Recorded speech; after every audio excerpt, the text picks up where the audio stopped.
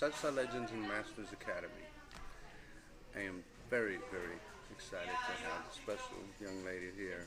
Thank you for taking the time. This is Cita Rodriguez. In case you don't know who she is, you should, because she's an amazing entertainer. She's now an actress, and she comes from some good genes. You may have heard of her legendary father, vocalist Cita Rodriguez, who was a member of the Funny All Stars, had his own amazing band in his own right, and he's definitely a legend as far as salsa is concerned.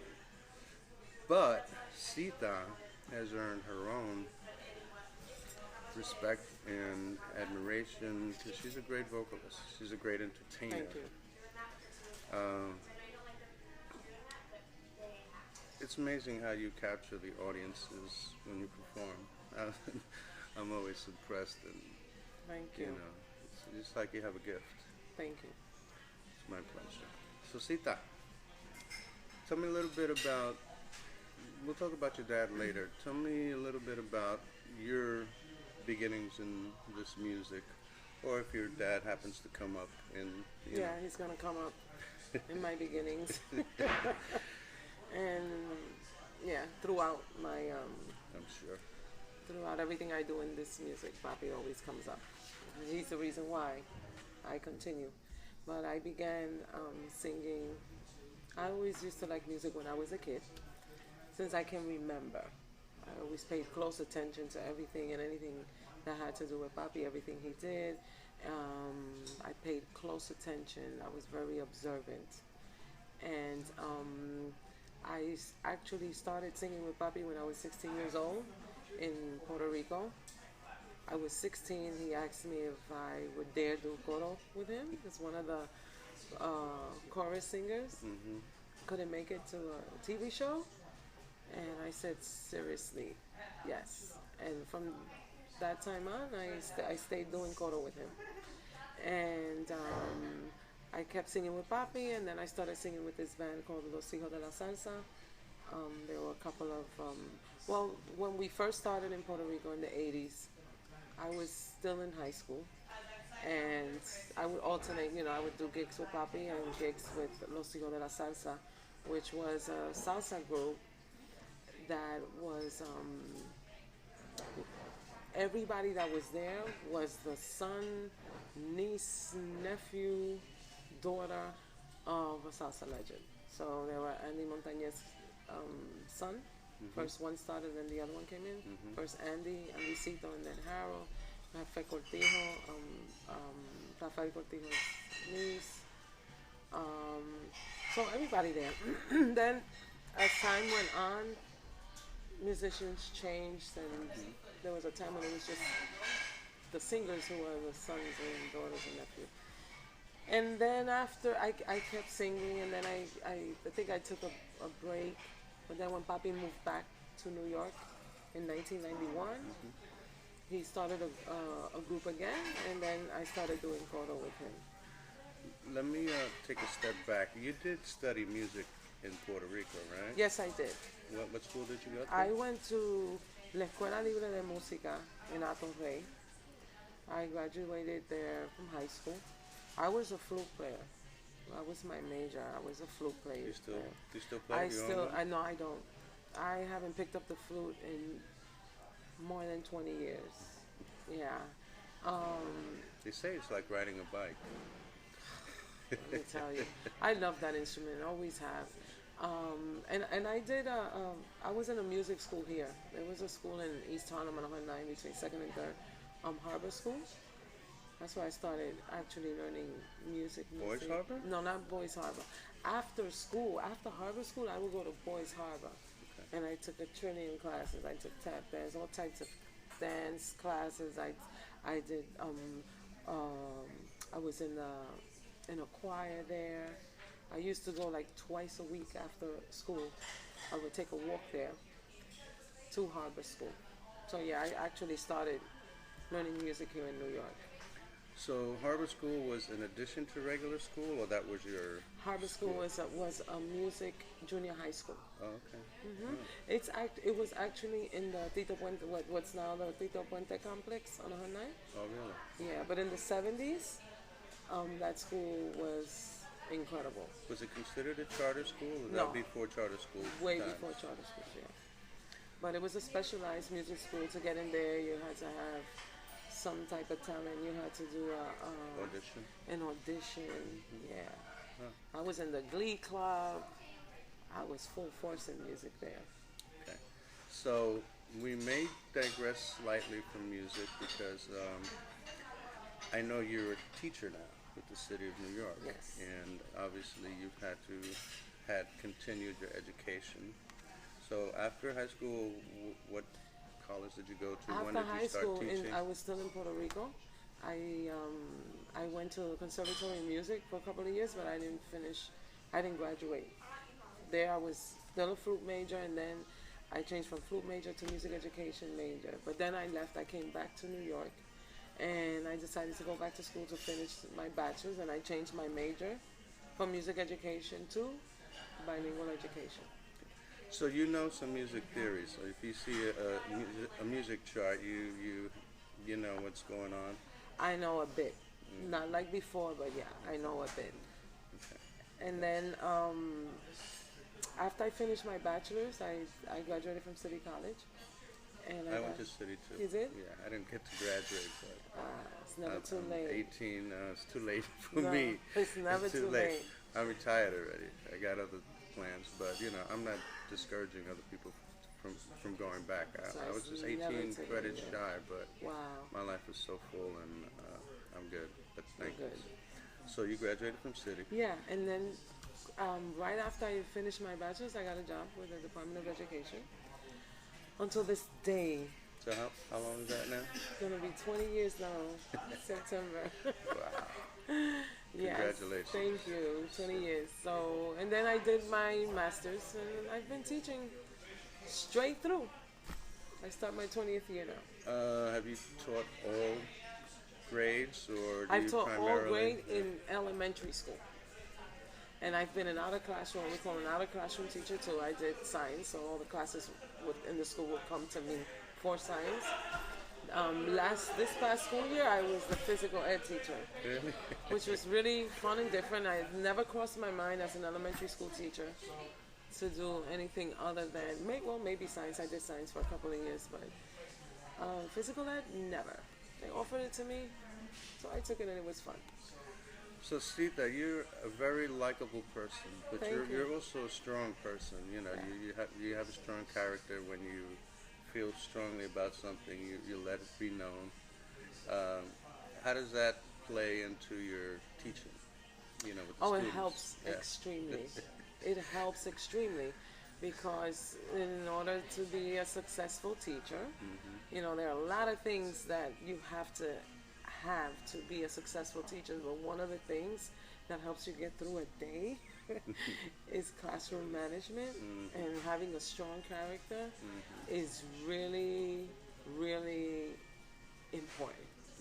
So although my character is strong, I'm very sensitive and compassionate with my students, and I give them a lot of love, but they know when, I mean business. Can't cross a certain line, right? Yeah, and let me tell you, Pete, a lot of them do. For all those teachers out there, they know what I'm talking about. A lot of them do, but you just have to stand your ground, because if not, it gets really rough.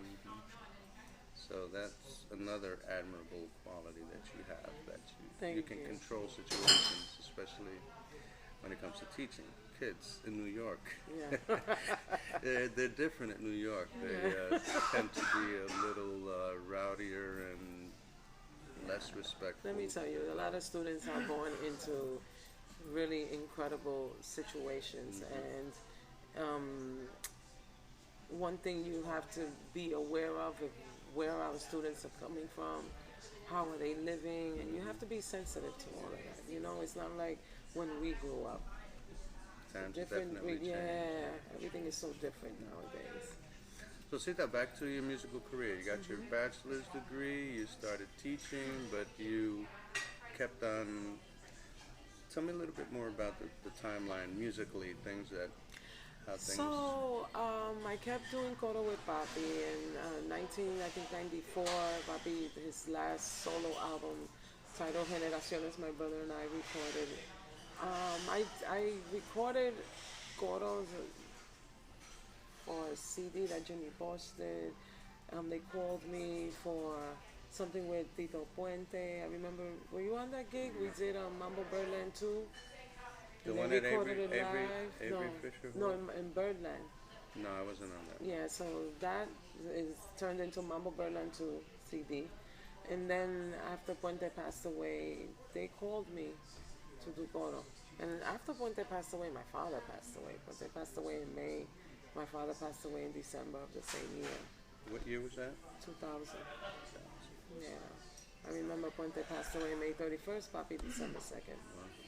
And so then I was called again to do Coros with the Mambo Legends. And I'm there till this day. For the life of me, I can't remember how many years, but I'm gonna have to call my dad on that because I'm pretty sure he can tell me the day and year I started. And you know, we've done recordings. Yep. And We recently did a recording which it was a tribute to Graciela, mostly ballads, and it was something that was put together by the Caribbean Cultural Center, and it featured Cita, and if you haven't checked it out, it's excellent. Cita rocked it. I know she went there, in one day she did how many? 7 or 8 tunes? 8. 8. She did her homework. So. Yeah, I worked And then really hard. we had a big gala event, and it was really nice. So now you're in a project that's like a musical play. Right, It was co-written by Felix Rojas and yourself, right? right. It's called El Conde y la Condesa, Yes. and it's a story. It's your story mostly Right. about It's, you're growing up with your father and how that was. And I saw the what are we calling it? A play, a musical? yeah, well, I've heard they call it play. I would say a musical play. Okay. And it's a monologue. It's a monologue with a live band, and Cita, you did a great job. Thank know. you. I know that the crowd is really into your story. You were a little nervous at first in the show that I saw, but you got over that, and you had the people eating out of your hands.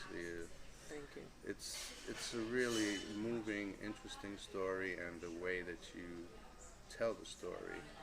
You know, I know people were definitely feeling it, and it's coming back. You're doing Coming two back. more shows in New York City, and that's September 4th and 5th in the Poets Den Gallery on 108th in East Harlem between 1st and 2nd Avenues. and this time around there's a couple of renowned musicians that are participating, right?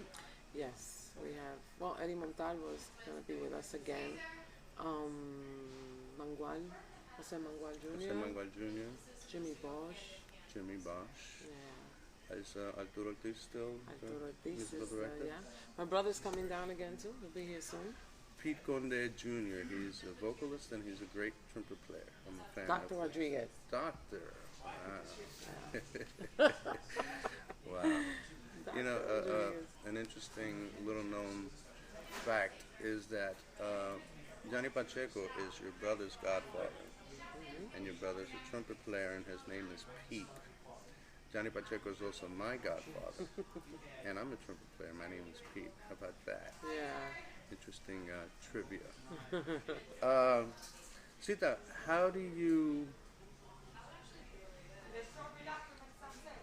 what goes through your mind when you're performing? Because you seem like so at home and relaxed, and you engage the crowd. How do you? I feel like I'm at home in most places. Okay. Is that just a natural thing, or do you prepare Maybe. yourself mentally for it? No, I don't. Yeah? I don't. I just go and let's do this. And I think it's safe to say I almost always feel a connection with the crowd, and it's it's very important for me to feel comfortable. And most of the time I do, and the people make me feel comfortable. So they take that out of me. That's a gift, you know, Yeah. because not everybody can do that. I mean, I've been doing this for like 40 years, and I still can't. I still. Thank God you're a trumpet player. Most of the time you're in the back, Most of the time right? I'm in the back. Thank God for that. But I really admire that about you. Thank And, you. you know, you're also a great singer. You have such a powerful voice. Okay. Sometimes we have to tell the sound man to turn you down. You don't know it. That's what you tell them. But you know what? There's no need for that because I'm very conscious of when I stand in front of a mic. And a lot of times, like the other day at the Yeah, but if you're singing caught on the same mic with somebody else, you're drawing them out. You I can't- usually move back. I Yeah. know how to use the mic, so I try.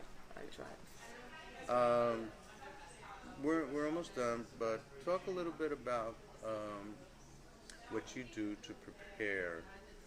You know, other than your presentation. I mean, musically, what do you? Is there any book that you study from as far as vocal technique?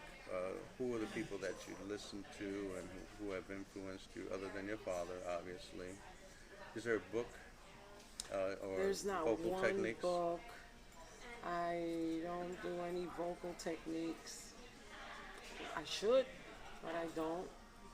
And I encourage every singer out there, especially the young kids that are trying to get into this business, to do that because it's very helpful. When I was in the University of the Conservatory of Puerto Rico, I took a class and it was great, and I really enjoyed it. But I just haven't again. Other than my father, who do I listen to? I listen to a lot of. You know who I like to listen to? I like to listen to Benny Moré and Vicentico, and that I get from my father. You know, I learned about these singers, and I listen to everything that goes on with these singers, the way they phrase, the way the techniques, the incredible things that they do with their vocal cords. That just amazes me. So when I listen to other singers, like let's say Benny Moré, I listen for that, and that just makes me it amazes me. And Celeste Mendoza, listening the other day to Nita Silva, she was great too. She sure was. So you're an old school person, and for those younger musicians, singers, up and coming, do your homework. Listen to Exactly. the old stuff. You know, I've interviewed a bunch of people, but Hermano Olivera in particular is very adamant about listening to, learning the roots, listen to the old Very stuff. important. Yeah, Very and it's fine to listen to the contemporary stuff as well, but if you want to be a good all-around musician in this genre, you should definitely ice anyone. You should definitely do your homework and listen to the old stuff because that's how this music became what it is today. Is there anything else you think we haven't covered that you'd like to talk about? I think you covered everything. I would like I hope to see familiar faces on the 4th and the 5th. I would love for you guys to join me. Even you went the first time, you should go the second time. I would like to. Let me see if I can get a.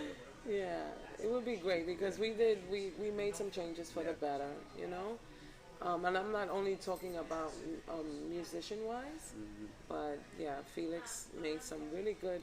And we've been working very very hard, rehearsing a lot. Soon we're gonna go rehearse with the.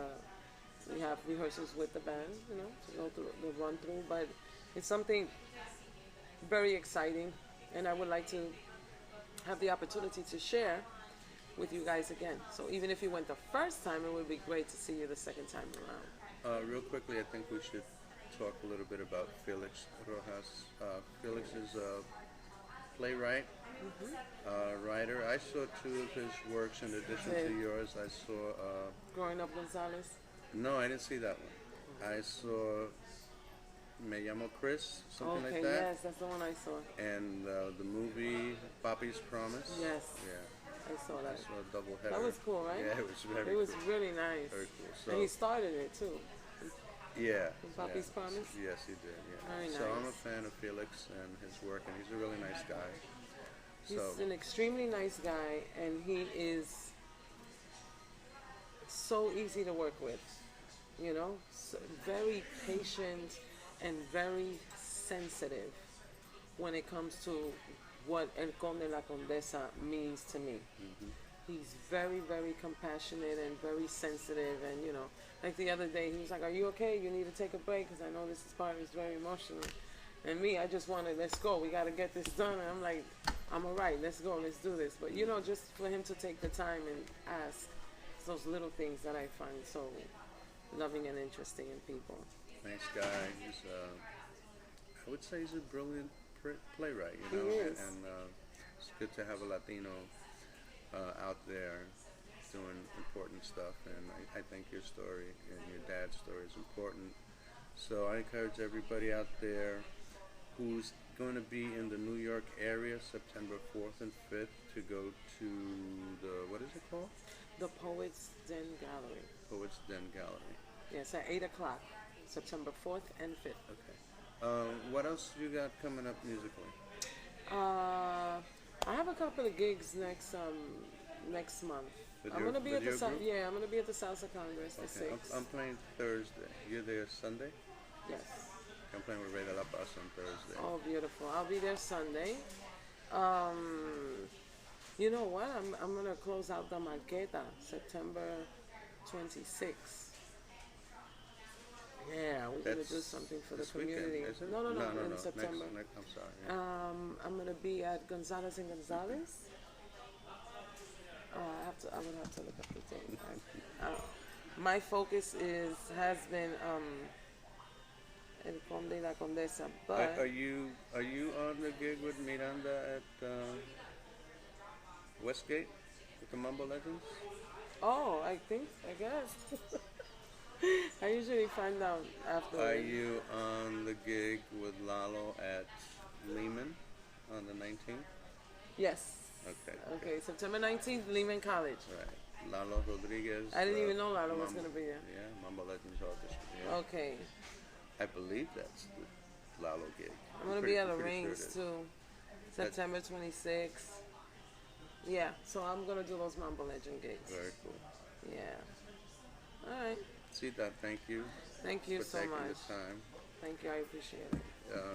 It's interesting that we're doing this interview about salsa in an Irish restaurant. bar. Yeah, it's in an Irish restaurant. But bar. it's a nice bar. So, Cita, thank you. Thank you for God taking the bless you. time, for thinking about me, and for wanting to put anything that has to do with Cita out there. And It's my pleasure. for the followers of Salsa Legends and Masters Academy, share this video. Let everybody know who Cita is. And